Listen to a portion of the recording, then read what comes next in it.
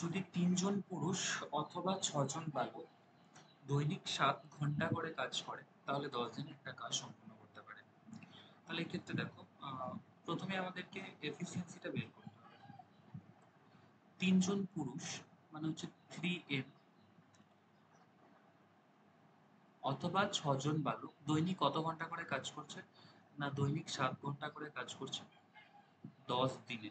তার মানে ৩ জন পুরুষ দৈনিক ৭ ঘন্টা করে কাজ করে ১০ দিনে যে কাজটা করবে,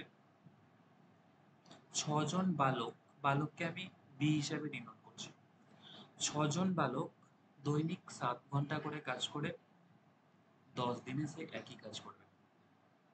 তাহলে এখান এখান থেকে আমি 8 ক্যান্সেল করতে পারি, 7 ক্যান্সেল করতে পারি।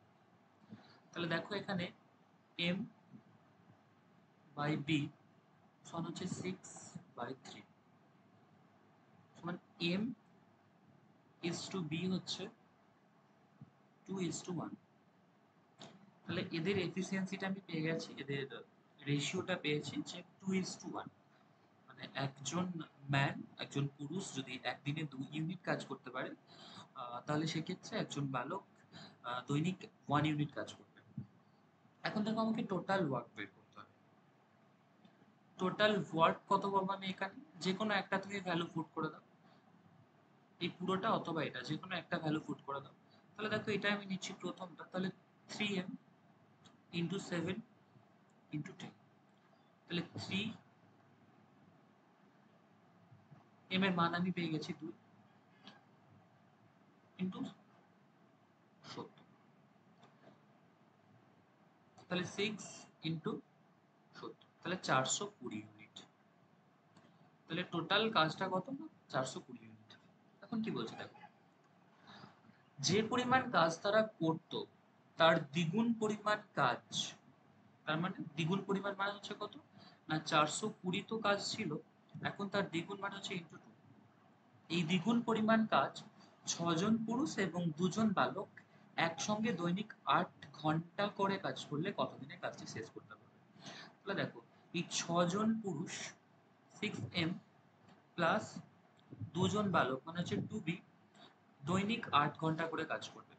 আমি জানি যে একজন পুরুষ একদিনে 2 ইউনিট কাজ করতে পারে, তাহলে ৬ জন পুরুষ একদিনে কত ইউনিট কাজ করবে?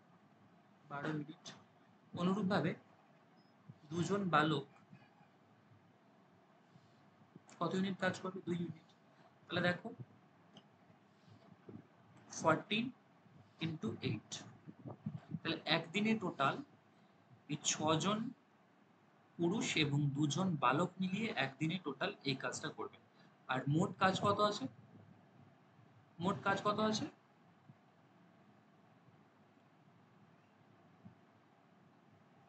এটা। তাহলে 420 × 2 ডিভাইডেড বাই 14 × 8।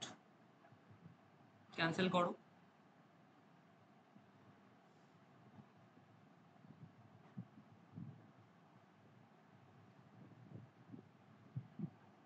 30 2 ক্যান্সেল সমান হচ্ছে 15/2। অপশন বি সঠিক উত্তর।